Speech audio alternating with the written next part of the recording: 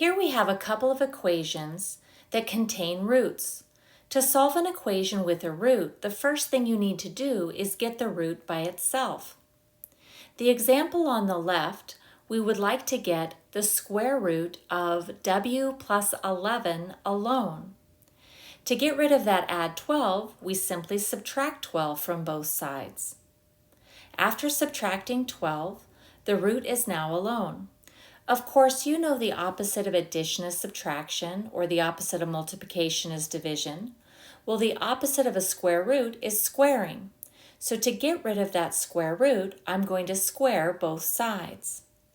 After squaring the left-hand side, the w plus 11 is now all by itself.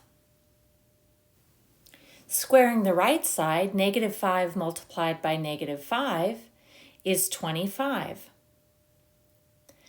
Continuing to get w alone, I'm going to subtract 11 from both sides, and I find that w is 14. The catch is when it comes to equations that have roots is the solutions must be verified.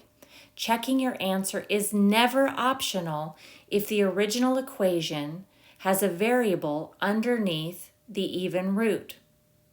So here we want to check that w equals 14. To do that, we begin with the original equation.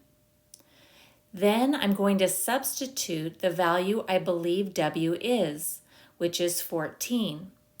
So I'm going to go into my original equation and replace the w with 14 and simplify. 14 plus 11 is 25, so we have the square root of 25 plus 12, which is 5 plus 12, and 5 plus 12 equals 17. Looking there on the right-hand side, 17 clearly does not equal 7.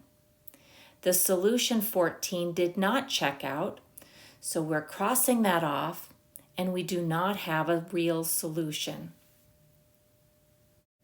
In example 2, we want to begin by getting the square root of v minus 13 alone. So I added 2 to both sides, and now my root is alone. To undo a root, we square. So squaring gets rid of the root, and now we have v minus 13 equals 25. As soon as I have that, I can continue getting the v alone by adding 13. I ended up with 38. Again, every time the original equation contains a letter underneath an even root, you must check. So I'm starting there with my original equation, and I'm going to replace the v in it with 38. When I make the substitution, the square root of 38 minus 13 is the same thing as the square root of 25, which is then 5 minus 2, we get 3, and notice that 3 does equal 3. Since that's a true statement, our answer to the original equation is v equals 38.